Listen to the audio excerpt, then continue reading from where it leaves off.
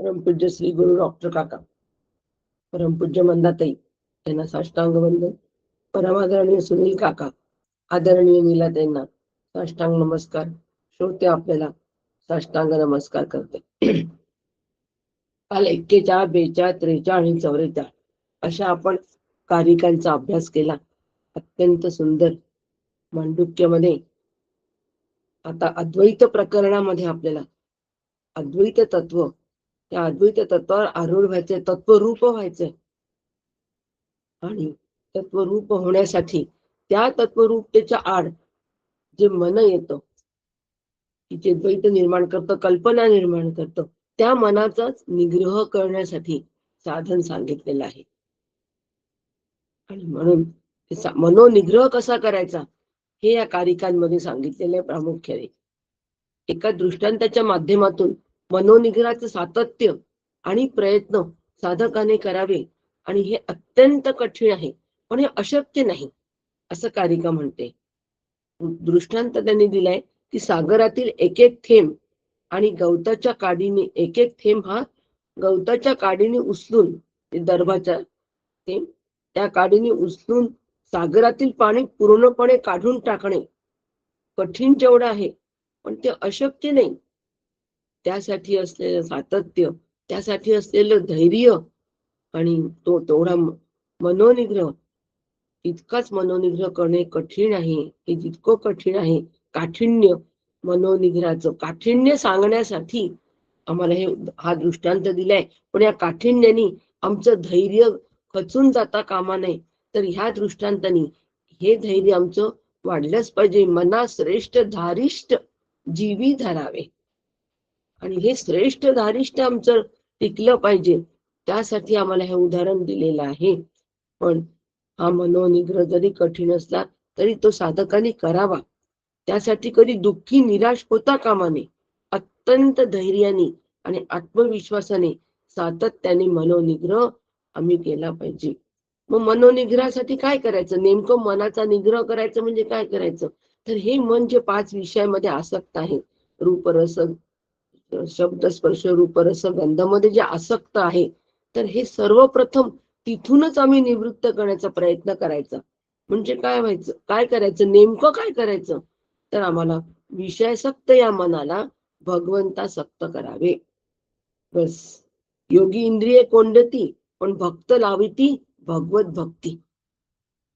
हे साधन आम्ही सतत करावं, प्रत्येक क्षणाला हे साधन करावं. म्हणजे विषयांचं चिंतन आमचं प्रयत्नपूर्वक थांबवावे. विषयांचा संग आम्ही प्रयत्नपूर्वक टाळावा.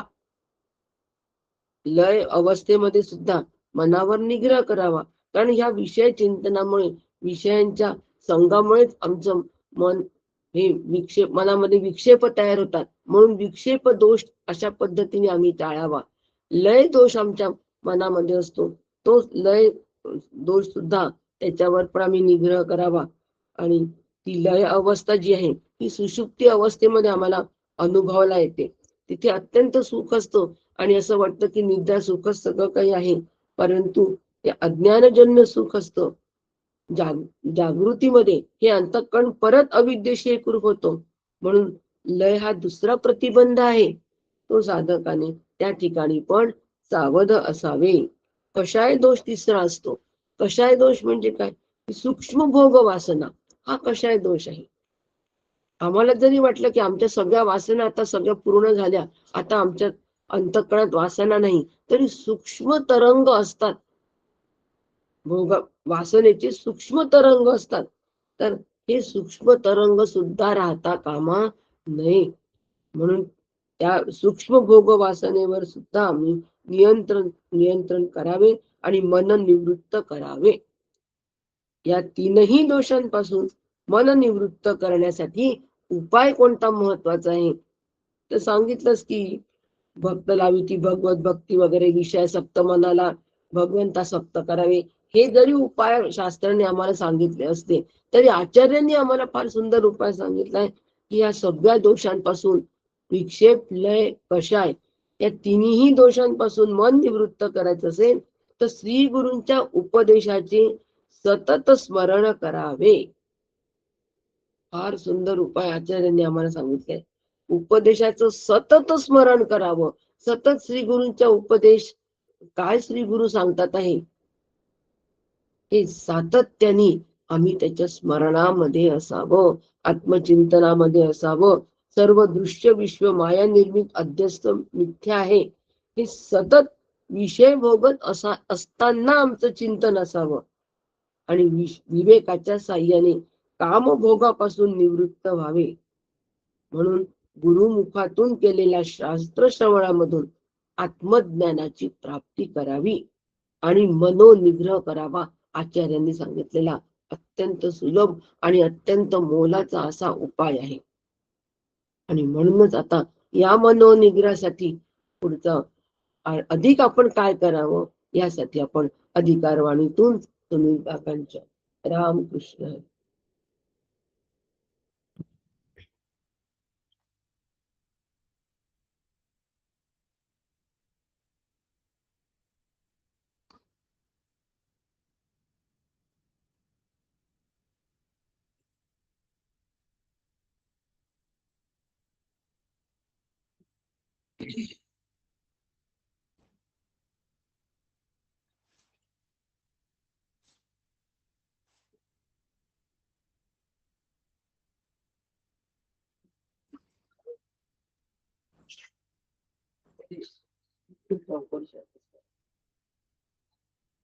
एवढं डोकं दिसत नव्हतं तुझं.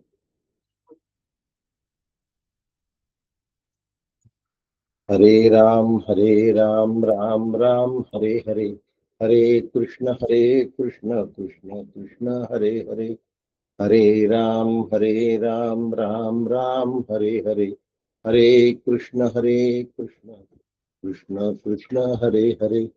सद्गुरुनाथ महाराज की जय. वंशी विभूषित करान्नवनीरदाभात पीतांबरा दरुणबिंब कलाधरुष्टा पूर्णेन्दु सुंदर मुखादरविंद नेत्रा कृष्णात् परम किमपि तत्त्वमहं न जाने.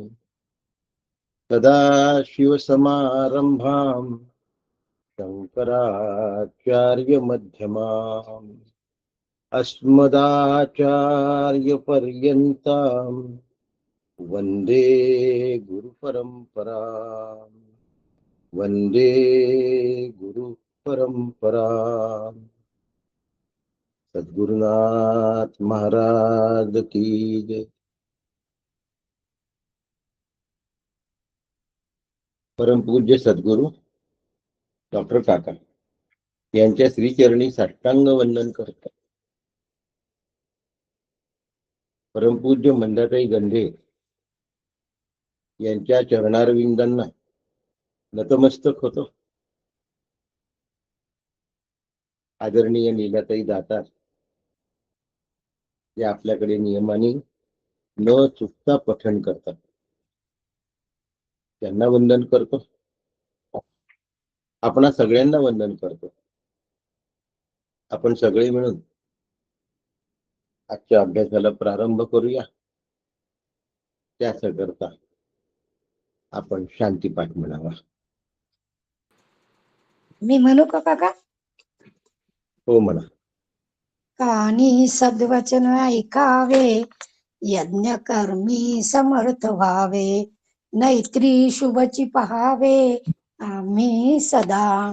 इंद्रिये आणि शरीर स्थिर करोनी स्तुती पर, देवा लागे आयुष्य हितकर भोगो आम्ही.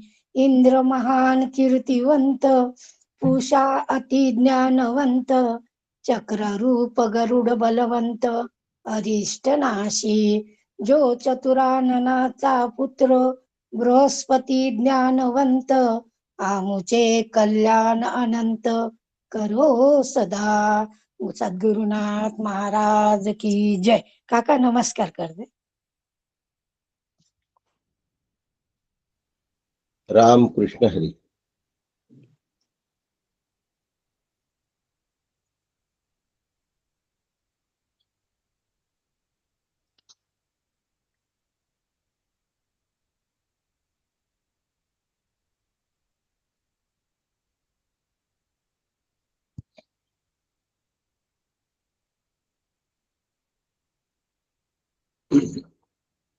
नास्वादयेत् सुखं तत्र निस्संगः प्रज्ञया भवेत् निश्चलं निश्चरचित्तम् एकीकुर्यात् प्रयत्नतः। सद्गुरुनाथ महाराज की जय। न कश्चित् जायते जीवः संभवोऽस्य न विद्यते एतत् तदुत्तमं सत्यं यत्र किंचिन्न जायते। कारिका क्रमांक 45 हे कारिका क्रमांक 48 अशा 4 कारिका आपण घेत आहोत आज. म्हणजे अद्वैत प्रकरण आज पूर्ण होईल. कारिका क्रमांक 45 यामध्ये त्यांनी सांगत असताना कालचं कषाय नावाची गोष्ट आपल्या लक्षात आली असेल की सुखाचे पडसाद, काय शब्द आहे, सुखाचे पडसाद आणि दुःखाचे ओरखडे आमच्या अंतःकरणावर जे असतात ते आम्हाला आत्मचिंतनापासून परावृत्त करतात, आत्माकार होऊ देत नाही.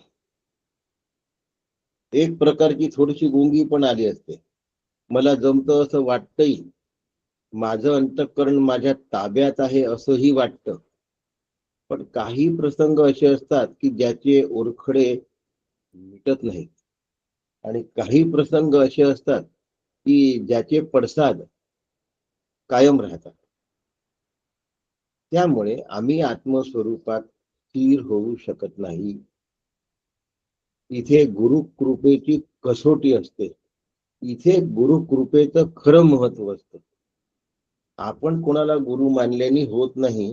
गुरूंनी हा माझा शिष्य आहे असा संकल्प करायला हवा. तो जर झाला तर या गोष्टी होत असतात. म्हणून हे नातं दोन्हीकडून प्रस्थापित व्हायचं असतं, एकांगाने होऊन चालत नाही. या ठिकाणी गुरुकृपा ही अभ्यासाची कसोटी ठरते आणि आत्मप्राप्तीची जर अंतःकरणामध्ये खऱ्या अर्थाने तळमळ असेल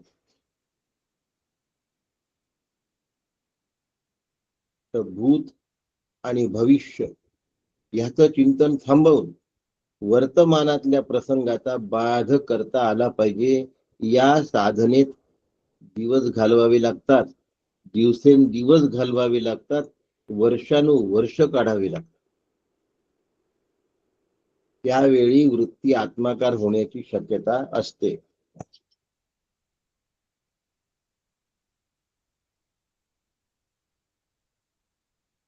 पुण्याची आठवण आली.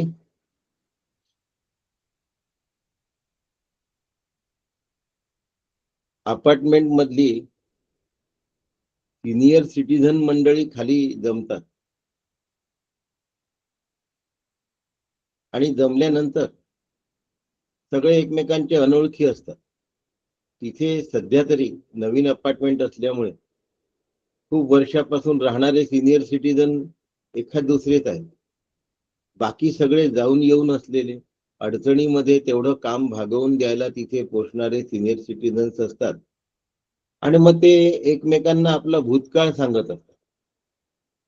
मी असं केलं, मी तसं केलं, मी होतो म्हणून ही गोष्ट झाली, नाहीतर हो. मग आपल्या जीवनातल्या उत्तुंग गोष्टी सांगण्याचा प्रयत्न करतात, दुःखाच्या गोष्टी दडवण्याचा प्रयत्न करतात. खूप एखादा क्लोज असतो त्याच्याजवळ दुःखाच्या गोष्टी बोलतात, बाकीच्यांच्या जवळ हुशारकी मारतात. थोडक्यात आपला विषय भूतकाळाचं चिंतन. भूतकाळाचं चिंतन माणसाला गोड वाटत असतं. भविष्य काळाच्या कल्पना ह्या आतमधल्या आतमध्ये वल्गना म्हणून ठरतात आणि पुढे त्या विरून जातात. कारण भविष्य काळात काही करण्यासारखं साठीनंतर उरत नसतं. पण तरीही मनाला जी सवय लागली असते ती जाता जात नाही आणि म्हणून मग मन आत्माकार होत नाही. ह्या तिसरा व्यत्यय असतो वर्तमान काळाला सत्यत्वाने धरून चालणे.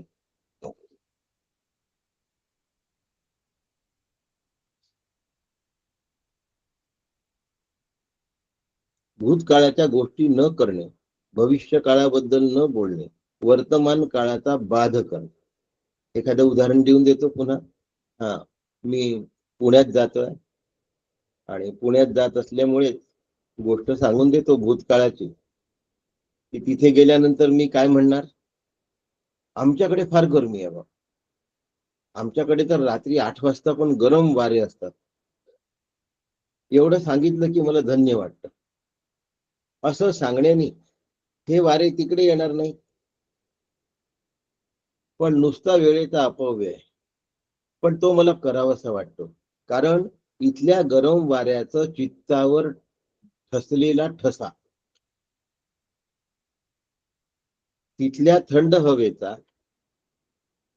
आलेला अनुभव, म्हणजे वर्तमान काळ आणि भूतकाळ यांचं जे कॉन्ट्राडिक्शन आहे, यांचा जो विरोधाभास आहे, हा विरोधाभास कथन करण्यासाठी उतावीळ असतो.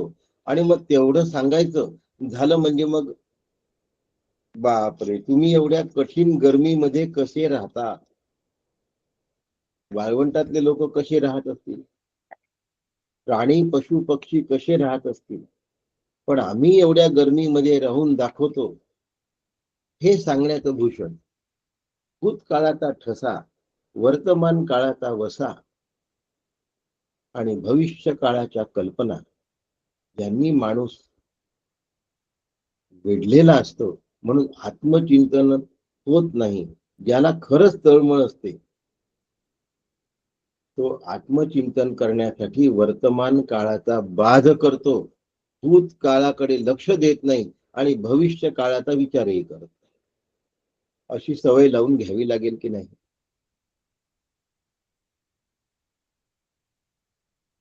इथे शेवया करायच्या असल्या तर शेजारच्या 4 बायकांना बोलवायचं की चला आमच्या घरी आज शेवया आहे. तिच्या घरी शेवया असतात तेव्हा ती पण यांना बोलवते, पापड म्हणा शेवया म्हणा. असं करत 4 घरच्या बायका आपल्या घरी येतात आणि आपण 4 घरी जातो. शेवया शेवची तेवढ्याच कराव्या लागतात. फक्त कंपनीमध्ये त्या झाल्या असं वाटत नाही. ही जर नामाची कंपनी घेता आली, ही जर साधनेची कंपनी घेता आली, ही जर चिंतनाची कंपनी घेता आली, आजूबाजूच्या भगिनींना बोलवण्यापेक्षा जर नामाची कंपनी घेता आली, चिंतनाची कंपनी घेता आली, तर परमार्थ होतो आणि प्रपंच केला नाही तरी होत असतो. काय म्हणतोय मी, प्रपंचाला होणेच आहे, कारण तो ईश्वराचा आहे, मनुष्याचा नाही आहे. ज्या मुलाचे आई वडील नसतात तेही मुलं मोठे होतात, ज्या मुलांना आई वडील असतात तेही मुलं मोठे होतात. आणि यातले सर्वाधिक मोठे कोण होतात हे कोणाच्याच हातात नाही. आई वडील नसलेले अनाथ मुलं सुद्धा मोठमोठ्या पदांवर जाऊन काम करून आलेले आहेत. आणि आई वडील असलेले मुलं सुद्धा रामकृष्ण हरी. सांगायचं तात्पर्य असं आहे की ह्यात माझ्या कर्तृत्वाचा लवलेश नसताना सुद्धा कर्तृत्वासक्तीमुळे मी भूतकाळाचा, कर्तृत्वासक्तीमुळे भविष्य काळाचा विचार करतो. आणि वर्तमान काळ माझ्या समोर उभा ठाकला असल्यामुळे, उभा राहिला असल्यामुळे वर्तमान काळाचं चिंतन करणं क्रमप्राप्त आहे असं जीवाला वाटतं. वास्तविक तसं काही नसतं. असा जो साधक समोर जातो त्याचं अंतःकरण आत्माकार होण्याची शक्यता खूप असते. त्यावेळेला नास्वादये सुप्तत सुखम, लय विक्षेप आणि कषाय 3 दोष निघून गेल्यानंतर वृत्ती स्थिर होते. आणि आम्हाला असं वाटतं की ती वृत्ती समाधी स्थितीच्या जवळ आहे, साम्यावस्थेला आलेली आहे. आलेली सुद्धा असते, पण साम्यावस्था येऊन गेलेली नसते, साम्यावस्थेत येऊन मिळालेली नसते. त्या ठिकाणी अतिशय सुख असतं, कारण लय विक्षेप कषाय दोष न असता वृत्ती आत्माकार होते आहे, शांत होते आहे. या सुखामध्ये तो जीव राहतो. पण या ठिकाणी हा शांतपणा, ही जी सुख भासत, ते खरं सुख नसतं, ते भासमान सुख. म्हणून त्याला अविद्येचं सत्स्वरूप शब्द वापरले. निसंग प्रज्ञया भवे, त्याचा सगळा संग गेलेला आहे. आणि असा सगळा संग गेल्यानंतर सुद्धा तो आता एकदम सुखामध्ये आहे असं जेव्हा त्याला वाटतं, ते विलक्षण सुख हे आत्मसुख नसतं. हे साधकांनी नेहमी लक्षात ठेवावं. काही लेखकांनी संप्रज्ञात समाधी, सविकल्प समाधी आणि निर्विकल्प समाधी या भाषेमध्ये याचं वर्णन केलेलं आहे. पण मला योगाच्या भाषेमध्ये याचं वर्णन न करता ज्ञानाच्या भाषेमध्ये हे सांगायचं आहे. म्हणून ज्ञानाभ्यासाने, आत्माकार वृत्तीच्या साह्याने आत्मज्ञान होतो. आणि एकदा आत्माकार वृत्तीच्या साह्याने आत्मज्ञान झालं की आत्माकार वृत्ती सुद्धा संपते. तिथे अत्यंत सुख असते. तिथे अत्यंत सुख असते. प्रज्ञेचे आणि आथिलेपणे, माऊलीची ओळी आहे, हे आत्मसुख सुद्धा अध्यस्त आहे. हे अविद्या कल्पित आहे. कारण हे खरं आत्मसुख नाही, हे भासमान आत्मसुख आहे. सद्गुरु सांगू शकतात, या अनुभवात कोणी गेलेला नसतो. त्यामुळे श्री गुरूंनी सांगितलं त्याला प्रमाण म्हणून पुढे चालायचं असतं. माझं की नाही आता खूपच छान आहे. छान कशाचं आहे? सद्गुरूंना विचारा. ते म्हणतात, अरे तू आत्मसुखाच्या जवळ आहे. आत्मसुखाचा भास आहे, आत्मसुख नाही. म्हणून पुन्हा मी ब्रह्म आहे किंवा सोहम या चिंतनाने ते दृढ केलं पाहिजे. या अहम ब्रह्मास्मी किंवा सोहम या वृत्ती चिंतनामध्ये अडकू नये. त्याच्या पलीकडे जायचं. एकदा अविचार नाहीसे झाले की विचार वृत्तीची गरज उरलेली नाही आहे.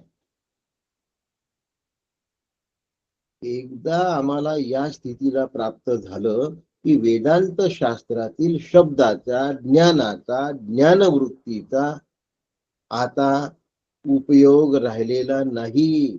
आता फक्त ब्रह्मस्वरूपाशी ऐक्य पावायचं आहे, जे चिद्रूप आहे, चिद्घन आहे, साक्षी आहे, कुटस्थ आहे, असंग आहे, वगैरे वगैरे वगैरे. आणि त्या ठिकाणी त्याच्याशी एकरूप होण्यापेक्षा मी ब्रह्म आहे किंवा सोहम या वृत्तीत राहण्याचा लोभ तयार होतो. साधकाची मुश्किल होऊन जाते. फार बारकावा आहे, ऐकून ठेवा. आज त्याचा अनुभव नसला तरी जेव्हा अनुभव येईल त्यावेळेला ही गोष्ट लक्षात येईल की अरे हा आत्मानुभव नाही, हा आत्मानुभवाचा भास आहे, हुबेहूब आत्मानुभव आहे असं वाटतं. पण तो आत्मानुभव नसून आत्मानुभवाचा भास आहे, एवढं जर आमच्या लक्षात राहिलं तर अपूर्व सुखाच्या मोहामध्ये साधक जाण्याचं टाळतो. आणि मग ती वृत्ती आत्माकार होते. त्यानंतर आत्मसुख त्याच्याजवळ सहजगत्या उपलब्ध असतं. उत्तमा सहजावस्था, मध्यमा ध्यान धारणा, तृतीया प्रतिमा पूजा, तीर्थयात्रा धमाधमा. अशा पद्धतीने एकदा वृत्ती निश्चल झाली, यदा न लियते चित्तम न च विक्षिप्यते पुन्हा. आता लय होत नाही, आता विक्षेप होत नाही. अनिंग न मनाभासम निष्प्रपन्नम ब्रह्म तत्तदा. अनिंगम, आता अविद्या उरली नाही म्हणजे लय राहिलेला नाही, विक्षेपही राहिला नाही. आत्मस्वरूपामध्ये स्थिर झाले आहे. आणि आता ज्ञाता ज्ञेय ज्ञान वृत्ती ज्ञान ज्ञेय वृत्ती आणि वृत्ती जाणणारा जो प्रमाता आहे, म्हणजे ज्याला ज्ञाता म्हणतात, तो ह्या गोष्टी सुद्धा उरलेल्या नाही, संपल्या आहेत त्या गोष्टी. आता आत्मबोध झालेला आहे आणि त्याचा मनोनिग्रह झाला आहे. मनोनिग्रह हा स्वतःच्या मनाने होत नाही, गुरुकृपेनेच होतो. श्री गुरूंनी दिलेल्या साधनाशी जर ऐक्य साधलं, मनापासून करून टाकलं म्हणून साधन करू नका, गुरु जबरदस्तीने करू नका. पण जर श्रद्धा तयार झाली तर फार लवकर फायदा होतो. आणि म्हणून बाह्य विषय वृत्ती हो निर्माणच होत नाही. चित्त लय आणि विक्षेप रहित झालेला आहे. आणि त्यावेळेला गौडपादाचार्य 47 नंबरच्या कारिकेमध्ये सांगतात. काय सांगतात 47 नंबरच्या कारिकेमध्ये आचार्य? स्वस्थम शांतम तनिर्वाणम कथ्यम सुखमुत्तमम अजमजेन ज्ञेयेन सर्वज्ञम परिचक्षते. हे जे आत्मसुख आहे, हे स्वस्थ आहे, शांत आहे, सनिर्वाण आहे, अकथनीय आहे, वगैरे वगैरे. याचं शब्दांमधलं वर्णन तर तुमच्या लक्षात येऊनच जाईल. मला सांगायचं आहे स्वस्थ आहे. स्वस्थ शब्दाचा अर्थ स्व म्हणजे आपल्या ठाणी, आपल्या स्थानाला स्व असं म्हणतात, जे माझं आहे. आणि स्थ म्हणजे राहणे, जो आपल्या ठिकाणी राहतो. माझं ठिकाण कोणतं आहे? स्वरूप. पुन्हा आला तर नित्योपलब्धी स्वरूप हम आत्मा. स्वरूप हेच माझं ठिकाण आहे. मी कुठे उपलब्ध असेल? माझ्या घरी, माझ्या ठिकाणी उपलब्ध असेल. जर तुम्हाला विचारलं की तुम्ही मला कुठे भेटाल, तर तुम्ही म्हणाल माझ्या घरी या, तिथे मी तुम्हाला भेटेन. स्वरूप हे माझं घर आहे. यवतमाळ हे माझं घर नाही. गोंदवलेकर महाराज म्हणतात, मला गोंदवलेकर म्हणा, पण मी गोंदवल्याचा नाही, मी सगळीकडे आहे. त्याला द्वारकेचा म्हणा, पण तो नुसता द्वारकेत नाही, तो सगळीकडे आहे. म्हणून स्वस्थ शब्दाचा मूळ अर्थ स्वरूपाच्या ठिकाणी राहणे असा असतो. आणि जो स्वरूपाच्या ठिकाणी राहतो, स्वरूप कसा आहे? सद्रूप आहे, चिद्रूप आहे आणि आनंद रूप आहे. आपल्या ठिकाणी तो स्वस्थ असतो. म्हणून ऋषी मुनी हिमालयात बसून राहतात. ते इकडली उठाठेव करत बसत नाही. सोपी असते का हो उठाठेव?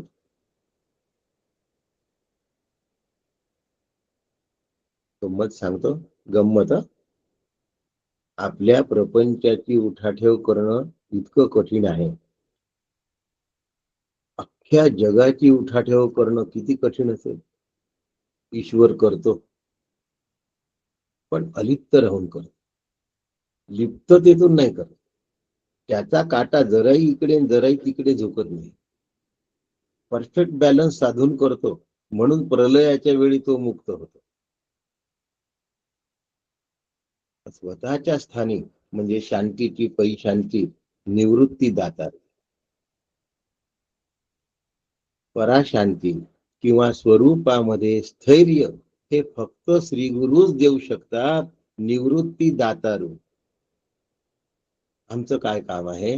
श्रद्धापूर्वक हरिनाम उच्चारू, विठ्ठलाचे बस. संपूर्ण श्रद्धेने सद्गुरूंनी दिलेलं नाम घ्यायचं.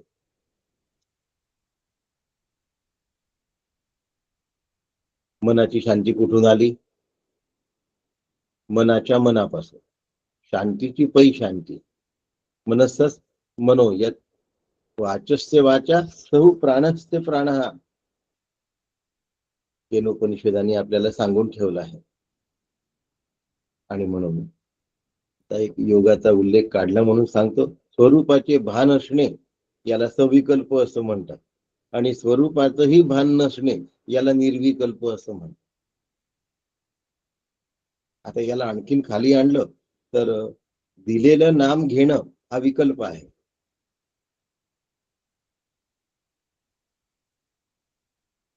आणि नामाशिवाय त्याच्याशी तो जुळून राहतो हा निर्विकल्प आहे. मी त्याच्याशी जुळलो हा सुद्धा विकल्पच आहे, कारण त्यात मी शिल्लक आहे. एकदा मी त्याच्याशी जुळलो हा मी सुद्धा शिल्लक राहत नाही, त्याला निर्विकल्प असं म्हणतात. आणि म्हणून स्वतःला हरवण्याची कला आहे. माणूस स्वतःला हरवायला लवकर तयार होत नाही. त्याला वाटतं की मी स्वतःला हरवलं तर मी संपूनच जाईल. अरे तू स्वतःला हरवलंस तर तू सर्व व्यापक होणार आहे, तू संपून जाणार नाहीये. पण काय हे आहे स्वस्थम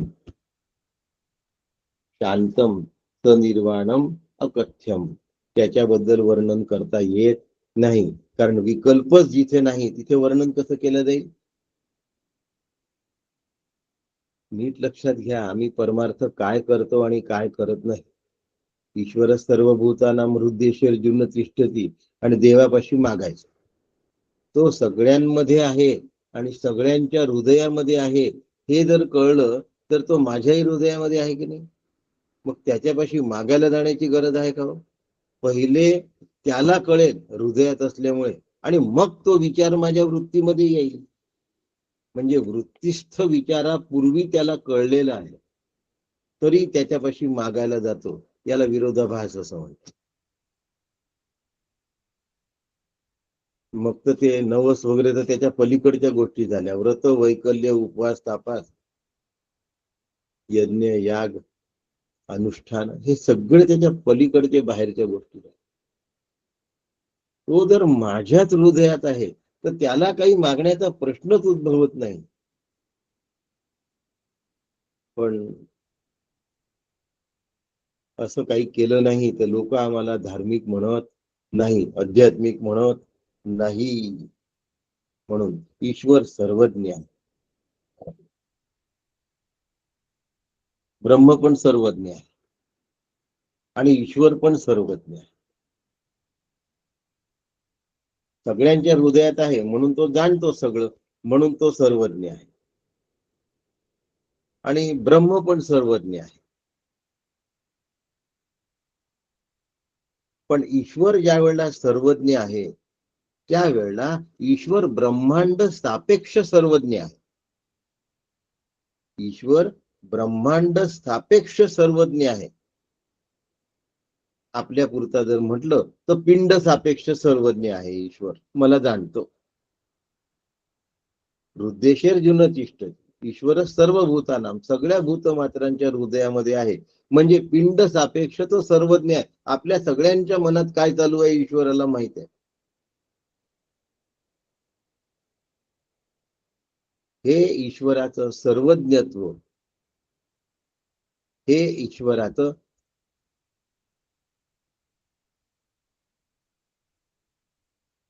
काय आहे, तटस्थ लक्षण आहे. हे ब्रह्मस्वरूपाचं तटस्थ लक्षण आहे, तटस्थ लक्षण म्हणतात. आणि ब्रह्म ज्या वेळेला सर्वज्ञ आहे असं आपण म्हणतो तेव्हा ते ब्रह्माचं स्वरूप लक्षण आहे. म्हणजे म्हणायला दोन्ही सर्वज्ञच आहेत, पण एकाचं ते स्वरूप लक्षण आहे आणि एकाचं ते तटस्थ लक्षण आहे. सगळ्यांच्या हृदयात राहून जेव्हा ब्रह्म सगळ्यांना जाणतं त्याला ईश्वर असं म्हणतात. त्या ब्रह्माला सर्वज्ञता हे तटस्थ लक्षण आहे आणि त्याच्या अधिष्ठानाशिवाय जाणल्याच जात नाही. म्हणून तो सर्वज्ञ आहे असं जेव्हा म्हटलं जातं तेव्हा ते ब्रह्माचं स्वरूप लक्षण आहे. म्हणून आपल्याला स्वरूप लक्षणापर्यंत पोहोचायचं आहे, स्वस्थम. तेव्हाच आम्ही परमनंट म्हणजे कायमची शांती प्राप्त होईल. अचिरेणाधी गच्छति, ती शांती कशी होईल? अचिरेणाधी गच्छति, पुन्हा त्याला चिरा पडणार नाही, पुन्हा ती विभागणार नाही, पुन्हा ती दुभंगणार नाही.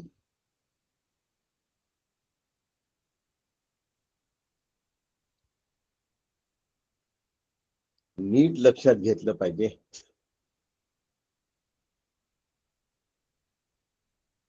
संसारातील सगळ्या अनर्थांचा उपशमा झाली पाहिजे, म्हणजे ते आम्ही काढून टाकले पाहिजे. आणि मी कैवल्य स्वरूप आहे, मी अद्वैत स्वरूप आहे, हे एकदा जाणलं की मग मी काय जाणलं हे सुद्धा सांगता येणार नाही. म्हणून वर्णन आहे अकथ्यम. त्याला जाणता येणार नाही, अकथनीय. आत्मस्वरूप हा वाणीचा विषय होत नाही, आणि आत्मस्वरूप हा सुखाचा विषय होत नाही. आत्मस्वरूप सुखी होत नाही, ते सुखरूप आहे. सुखी जीव होतो, आत्मस्वरूप सुखी होत नाही. आत्मस्वरूपाच्या सुखरूपतेचं शब्दामध्ये वर्णन होत नाही. म्हणून तो वाणी या इंद्रियाचा किंवा अन्य कुठल्याही इंद्रियांचा विषय होत नाही. म्हणून ते निरतिशय स्वरूप आहे. म्हणून विषयापासून आत्मस्वरूपाला सुख होत नाही. विषय निरपेक्ष सुखाला ब्रह्मसुख असं म्हणतात. त्याला आत्मानंद असं म्हणतात. त्याला आत्मरूपता असं म्हणतात. याला आनंद स्वरूपता असं म्हणतात. याला स्वतःला जाणणे असं म्हणतात. काय सांगू आता? श्रुती मातेची उंची आणि गीता मातेची उंची. आईचे फक्त नाव बदलले हो. माहेरचं नाव एक असतं आणि सासरचं नाव वेगळं असतं. मग आता गीता मातेची उंची पण सांगायची या ठिकाणी आहेच, तीच आहे, तीच आहे. सुखम आत्यंतिकम यत्तत् बुद्धिग्राह्य मतींद्रियम वेत्ति यत्र न चैवायम तितः चलति मानव. आत्यंतिक निरतिशय सुख जे इंद्रियाच्या अतीत आहे. बुद्धिग्राह्यम अतींद्रियम, ती आत्मस्वरूपापासून कधीही विचलित होत नाही. याला परमसुख प्राप्त झाल्यानंतर मिळवण्यासारखं काहीही राहत नाही. वेत्ति यत्र न चैवायम तितः चलति तत्वतः. आता काही मिळायचं शिल्लक राहत नाही. मग काय म्हणायचं?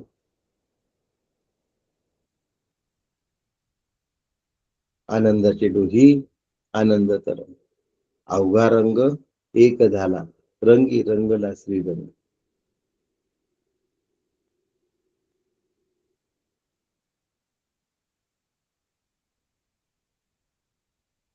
त्याचं वर्णन करायचं. वर्णन कसं आहे? ते अकथ्यम आहे ना, सांगता येत नाही. तर वर्णन कसं राहील? पण संत सांगत असतात. जसं गौडपादाचार्यांनी वर्णन केलं तसं संत वर्णन करतात. तुकोबा म्हणतात, काय सांगू झाले काहीची या बाही, पुढे चाली नाही आवडी. आनंदाचे डोही आनंद तरंग, आनंदाची अंग आनंदाचे, काय सांगू झाले काहीची या बाही, पुढे चाली नाही आवडीने. गर्भाचे आवडी मातेचा डोहळा, तेथीचा जिव्हाळा तेथे बिंबे, तुका म्हणे होत लासे ठसाव, अनुभव सरिसा मुखा आला. आपल्या मुखाने अनुभव सांगतात आहे. काय सांगतात आहे? आनंदाचे डोही आनंद तरंग, आनंदाची अंग आनंदाचे. कसं सांगतात आहे? काय सांगू काही काहीची या बाही, पुढे चाली नाही आवडी. अंतर्बाह्य सुख स्वरूप झाले. याला स्वस्थ होणं म्हणतात, याला शांत होणं असं म्हणतात, याला सनिर्वाण असं म्हणतात, याला अकथ्य असं म्हणतात. हेच ते ब्रह्मस्वरूप आहे. अशा ब्रह्मस्वरूपाशी काय करायचं आहे? आम्हाला ऐक्य पावायचं आहे. खूप प्रयत्न करावे लागतात का हो ऐक्य पावण्यासाठी? मी ब्रह्मरूपाशी एक ते पावलो म्हटलं की गडबडलं. आम्ही जहालो ऐसा म्हणे तो काहीच नाही. पण प्रयत्न करावे लागतात का हो? अहो, जीव नावाची गोष्ट अस्तित्वातच नाही. आता अद्वैत प्रकरणाचं सार आहे. न कश्चित जायते जीव संभवोस्य न विद्यते एतत् तदुत्तमं सत्यम यत्र किंचिन न जायते न कश्चित जायते. आता जीवच झाला नाही. जीव नावाची गोष्ट अस्तित्वातच आली नाही. तो अजन्म आहे, तो न झिजणारा आहे, तो अमन आहे.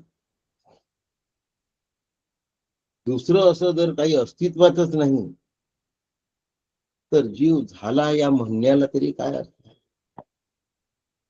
म्हणून या ठिकाणी समजावून सांगणं फार कठीण आहे. इथपर्यंत आपण वाटचाल केल्यानंतर सुद्धा न कश्चित जायते जीव हे स्वीकारायची आमची तयारी नाही. जीव शब्दाचा शास्त्रीय अर्थ आत्मा अधिक बुद्धिस्थ चिदाभास अधिक बुद्धी.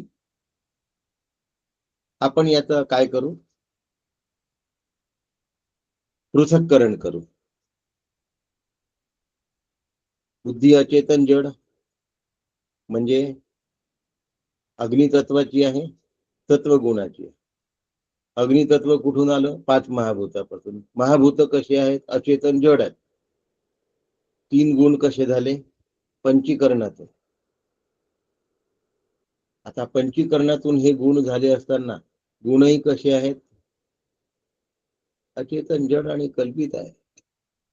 गुणाची वाटणी सुद्धा कल्पनेतून झालेली आहे की याला सत्वगुण म्हणतात, याला रजोगुण म्हणतात, याला तमोगुण म्हणतात. कारण गुण नावाची गोष्ट तशी अस्तित्वात नाही. कारण ज्याला आम्ही गुण म्हणतो तो दोष असतो बघा.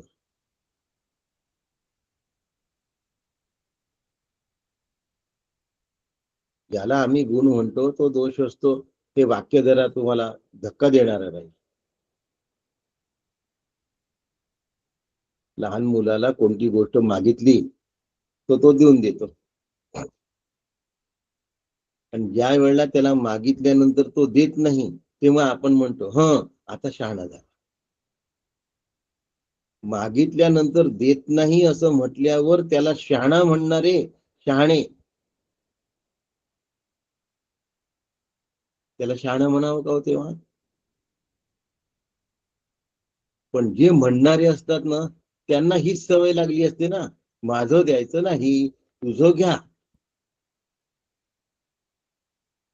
हे विश्वची माझे घर ऐसी मती जयांची स्थिर. आमची पण आहे. आम्हाला सगळं विश्व आमचं घर आहे असं वाटतं. पण आमचं घर विश्वाचं आहे असं वाटतं का? पहिले आपलं घर विश्वाचं आहे असं वाटलं पाहिजे. नाही तर काय, दुसऱ्याच्या घरी जायचं, तुझं घर आमचंच आहे असं म्हणायचं. आमच्याकडे आले होते सगळ्या प्रकारचे पाहुणे असतात. पहिल्यांदा आल्यानंतर स्वयंपाकघरापर्यंत वावर त्यांचा. कोणती भाजी करता आहात, कशी करता आहात, काय करता आहात, कधीच आले नाही बरं.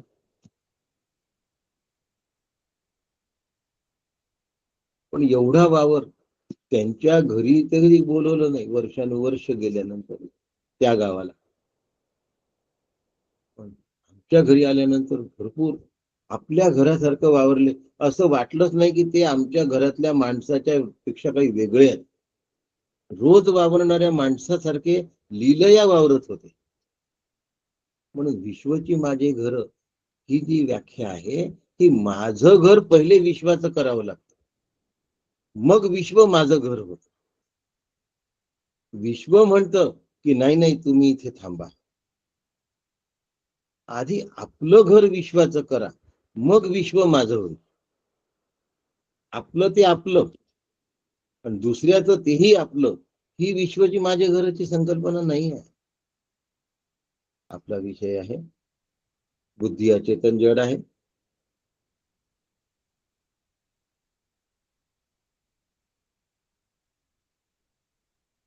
आत्म्याचं बुद्धीत पडलेलं प्रतिबिंब तर कल्पितच आहे. आणि आत्मा असं 3 मिळून जीव तयार झाला. आता जर जीव तयार होण्याची कल्पनाच अचेतन जड आहे, 2 तत्व त्यातले, एक अचेतन जड आहे बुद्धी, दुसरं आहे चिदाभास, तो कल्पितच आहे. आता 3 तत्वांमधले जर 2च झाले, संपले, उपयोगाचेच नाही आहे, तर मग जीव नावाची गोष्ट अस्तित्वातच कशी आहे?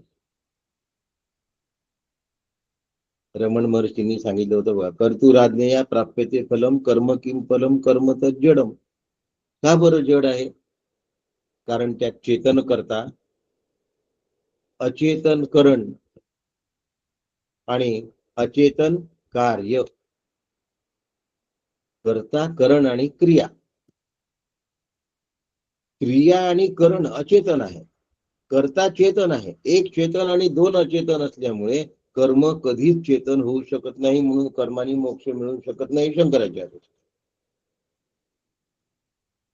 आता या 3 मधले 2 घटक तसेच आहेत. मग जीव नावाची गोष्ट अस्तित्वात आहे कुठे? पण आमचा जीवपणा जाता जात नाही. जीव गेला तरी जीवपणा जात नाही, म्हणून पुढचा जन्म येतो, पुन्हा जीव म्हणून जन्माला येतो.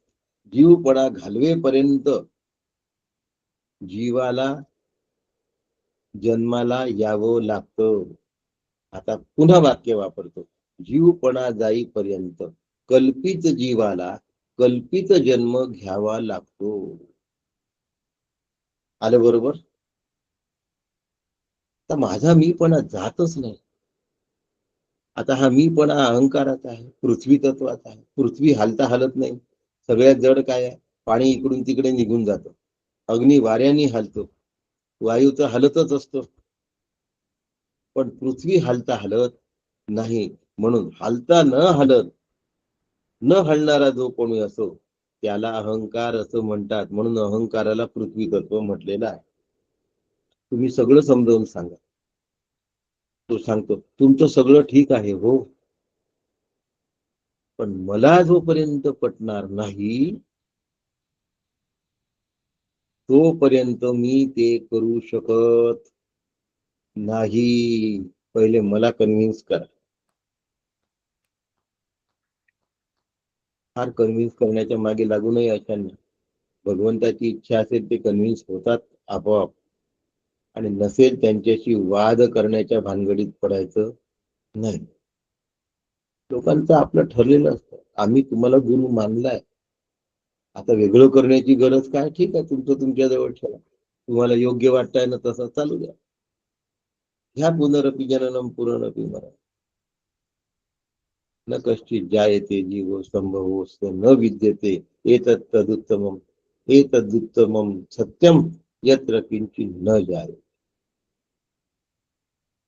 जीवा ब्रह्मत्व आहे, संकल्प लोपी आपलं सगळं झालं आहे. आता सगळं अंतःकरण माझं चिदाभासाने व्यापलं आहे, आणि अंतःकरण जेव्हा चिदाभासाने व्यापलं असतं तेव्हा तो चिदाभास आत्मरूप किंवा ब्रह्मरूप होतो, आणि त्या ठेवळला जीवभाव निघून जातो. चिदाभास ज्यावेळी ब्रह्मरूप होतो त्यावेळी जीवभाव निघून जातो.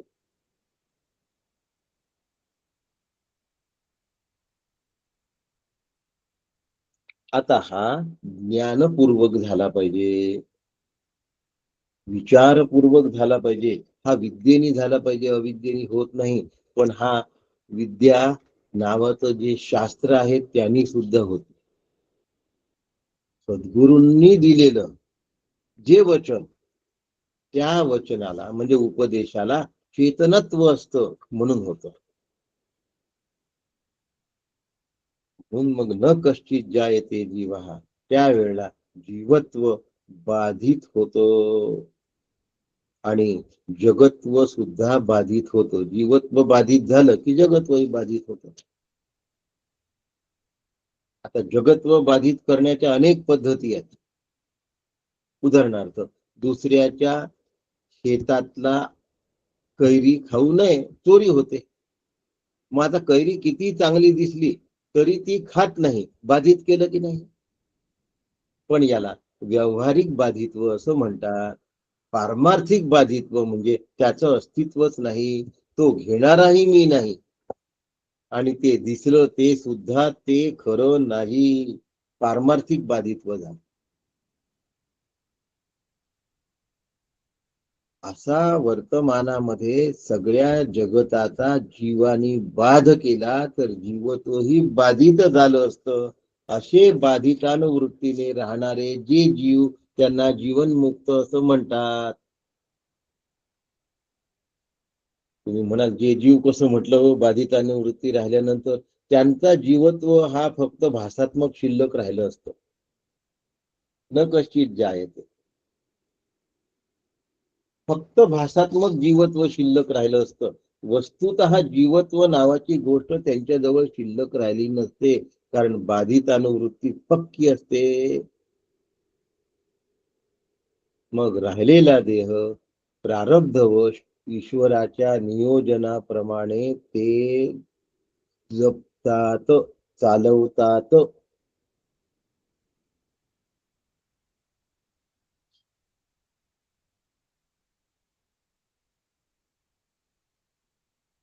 त्यांनी जीवनमुक्तांनी आपला देह जपलेला आहे आणि आम्हाला आमचा देह असलेला आहे असं वाटतं. जपलेला म्हणजे नसून असलेला, आणि असलेला म्हणजे असून असलेला. आम्हाला आमचा देह असून असलेला आहे असं वाटतं, आणि त्यांचा जीवनमुक्तांना त्यांचा देह नसून असलेला आहे असं वाटतं. वाक्यामध्ये थोडासाच फरक आहे. असून असलेला आणि नसून असलेला. असून असलेला म्हणजे आहेच, आणि नसून असलेला म्हणजे त्या देहाला हार घातला तरी हरकत नाही, त्या देहाचा सन्मान झाला तरी हरकत नाही, पायघड्या घातल्या तरीही हरकत नाही, पायघड्या नाही घातल्या तरीही हरकत नाही, महाराज म्हटलं तरीही हरकत नाही, नाही म्हटलं तुम्ही काही महाराज आहात का तरीही हरकत नाही. कशानेच फरक पडत नाही, कारण त्यांच्या दृष्टीने जीवत्व हे उपाधी आहे. उपाधी ही कल्पित आहे, आणि कल्पित गोष्टीला अस्तित्व नसतं. आकाशामध्ये वाघ, सिंह, ससा, हरिण ज्या वेळेला दिसतात, त्यावेळेला मी वाघाला भेटून आलो, मी हरणाला भेटून आलो असं कोणी घरी येऊन सांगतं का हो? आम्ही वाघाबरोबर खेळलो, आम्ही हरणाबरोबर खेळलो असं कधी आपण म्हणतो का? रमतो आपण आकाशाच्या चित्रामध्ये. गंधर्व पत्तनम वेळ निघून गेलेला असतो, पण त्यानंतर वर्षानुवर्ष सांगत बसतो का आम्ही आकाशातल्या वाघाबरोबर खेळलो, आकाशातल्या हरणाबरोबर खेळलो? नाही सांगत. तसं यांचं जीवत्व बाधित झालं असतं जीवनमुक्ताचं, कारण जीव नावाची गोष्ट अस्तित्वात नाही हा त्यांचा निर्णय होऊन गेलेला असतो. म्हणून त्यांनी त्यांचा जीव भाव जपलेला असतो, मुश्किलीने टिकवून ठेवतात, आणि आमचा जीव भाव पक्का आहे.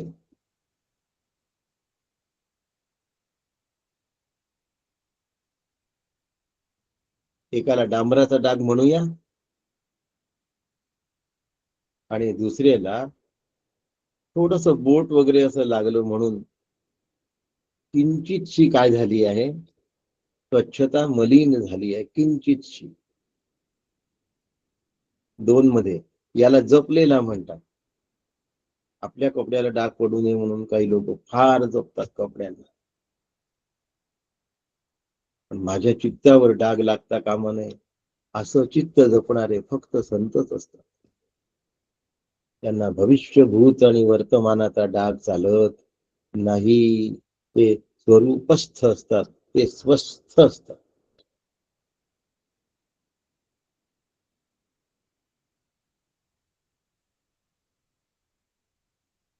थोडक्यात अजून 5 मिनिटात सांगतो. 3 सत्ता असतात. व्यावहारिक, प्रातिभासिक आणि पारमार्थिक. जीव त्या सत्तांमध्ये एस्टॅब्लिश झाला असतो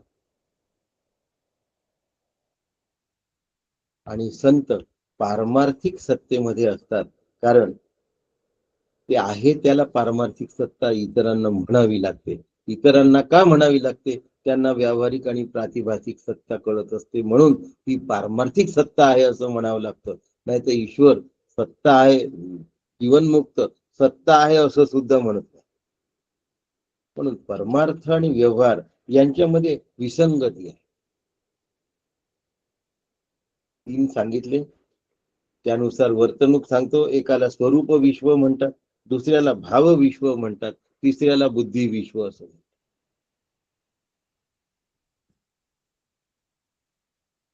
जीवनमुक्ताच्या स्वरूप विश्वाला धक्का लागत नाही आणि भाव विश्व आणि बुद्धी विश्वामध्ये तो रमत नाही, म्हणून जीवनमुक्त असतो. किती सुंदर सांगितलंय काकांनी. म्हणून जीवन जगत असताना भोगमुक्तीचा सोहळा, जीवन जगत असताना मुक्त असतो. मुक्त छंद असं म्हणतात. मुक्त छंद शब्दाचा अर्थ स्वैर असा नाही बरं का. ते मुक्त छंद आहेत. मुक्त छंद आहेत म्हणजे स्वैर वागतात असं नाही. न्याय नीती धर्माला सोडून नाही वागत. हा, तो मुक्त छंद.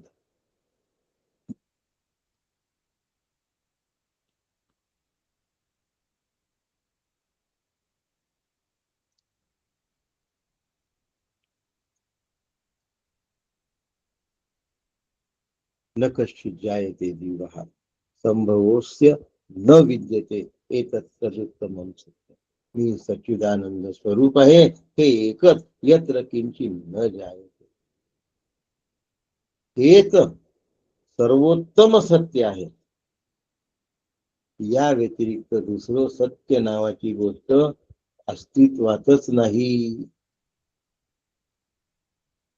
मांडुक्य कारिकेतला एक श्लोक सांगतो. अतो वक्ष्याम्य कार्पण्यम अजाती समतागतम यथा न जायते किंचिन जायमानम समंततः. अशा पद्धतीचा अनुभव आला की आमचं कार्पण्य दोष गेला. काय म्हणतात त्याला? आम्ही शब्द वापरला होता कंजूष. कार्पण्य शब्द वापरला होता ना, खूप दिवस झाले आपण तोच शब्द वापरतोय. कार्पण्य कार्पण्य कृपण. कृपण. बस तो कृपण आमचा निघून जातो त्या ठिकाणी. बरोबर सांगितलं आनंदा. ती कृपणता गेली, आता मोक्ष मिळालेला आहे. आता मी सच्चिदानंद रूप झालेलो आहे. अशा वेळी काय होतं माहितीये का? शब्द फुटतात नाही, अक्षर फुटतात नाही, आवाज येतो. हा, हो हो हो. इथे शब्द अस्तित्वातच येत नाही. हा हो. पंचदशीकारांनी धन्योहम शब्द सांगत असताना ते उद्गार सांगितले आहेत. हा हा, हो हो हो हो. बस याला धन्योद्गार असं म्हणतात. शब्द नसतात हे, धन्योद्गार. शेवटची विकेट असते आणि त्यांनी तो बॉल कट केलेला असतो आणि स्लिप मधून जाताना थोड्याशा अंतराने ती कॅच न होता एकदम ती चौकार निघून हा असं आनंद जो असतो, तो आनंद व्यक्त करायला शब्द नाहीत लक्षात. म्हणून अद्वैताच्या ठिकाणी शब्द नाही. सर्व प्रकारच्या उत्पत्तीचा आत्यंतिक निषेध आहे. उत्पत्ती रहित, अजब, जन्मरहित, मृत्यूरहित, अशुद्धी रहित, सजातीय विदाशीय स्वगत भेदरहित असं हे अद्वैत ब्रह्म आहे. याला अद्वैत प्रकरण असं म्हणतात. अद्वैत अत्यंत मंगल आहे, अत्यंत पवित्र आहे. सर्व श्रेष्ठ आहे, परमोच्च अनुभूती आहे, सर्व भक्तींचं सार आहे, विश्वाचं रहस्य आहे, स्मृतींचं सार आहे, श्रुतींचं सार आहे, शिवशक्ती अवताराचं रहस्य आहे, ईश्वराचं भगवान श्री वेदव्यासांचं हृदय आहे, अद्वैत जीवनातलं सर्वोत्तम सौंदर्य आहे. जीवा जीवामधला, माणसा माणसामधला, पशु पक्ष्यांमधला, प्राणी वनस्पतींमधला भेद मोडून काढायचा. मग कुठलाही राहा, हे तर साधे भेद सांगितले. उच्च नीच, कनिष्ठ गरीब, श्रीमंत हुशार भट्ट, जाती धर्म पंथ संप्रदाय सगळ्या गोष्टी मोडल्या या ठिकाणी, काही शिल्लक नाही राहिला. आणि म्हणून याचं वर्णनही शब्दात करण्याचं शिल्लक राहत नाही. वर्णना करता शब्दच संपले, तेही गेले. आणि म्हणून अद्वैत हा अनुभवाचा भाग आहे. मनोनिग्रह करून गुरु कृपेने आत्मज्ञानाची जर प्राप्ती करून घेतली तर शुद्ध हृदयामध्ये अद्वैत स्वरूपाचा, आत्मस्वरूपाचा आनंद आल्याशिवाय राहणार नाही. आणि असा आनंद आल्यानंतर ते अद्वैत सर्व व्याप्त आहे हे लक्षात येईल. पुन्हा तटस्थ लक्षणातून बोलावं लागलं.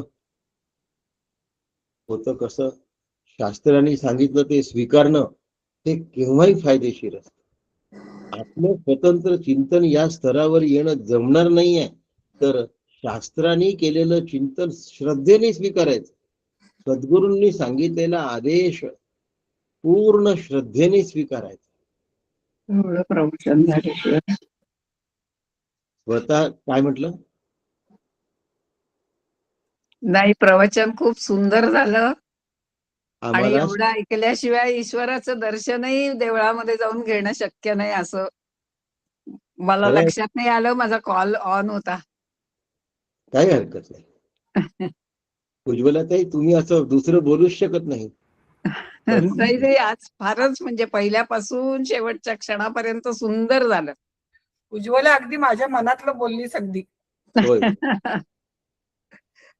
स्वतःच स्वतंत्र चिंतन जमणार नाही आणि शास्त्राचं चिंतन जर आम्ही ऐकणार नाही तर आमचं काहीच होण्याची शक्यता नाही.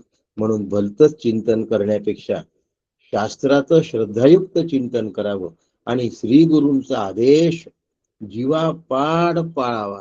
म्हणजे जीवत्व कायमचं नाहीसं होऊन आम्ही ब्रह्मस्वरूपाला, अद्वैत स्वरूपाला जाऊन पोचतो. अशा अद्वैत स्वरूपाचा अनुभव माझे सद्गुरू डॉक्टर काकांच्या कृपेने माझ्यासह आपणा सगळ्यांना अखंड राहो अशी सद्गुरु चरणी प्रार्थना करतो. आणि पुढचं अलात शांती प्रकरण आपण 11 तारखेला म्हणजे या येत्या सोमवारच्या नंतरचा सोमवार तेव्हापासून सुरू करतो. मधल्या काळात मी पुण्याला काही काळाकरता 3 महिन्याकरता जातो आहे. त्यावेळेला मी पुण्यात राहणार आहे. 11 तारखेपासून पुण्यातून अलात शांती प्रकरणाला प्रारंभ करू. आपल्या सगळ्यांना वंदन करतो. परागदेव नोटीस टाकतील, 11 तारखेपासून आपण उपस्थित राहावं विनंती करतो. राम कृष्ण हरी. आपल्या सगळ्यांना नमस्कार.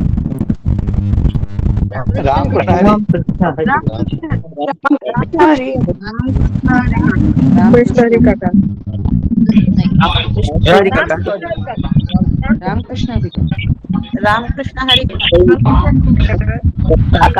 रामकृष्ण हरी. रामकृष्ण हरी. रामकृष्ण हरी. त्र्यंबक रामकृष्ण हरी.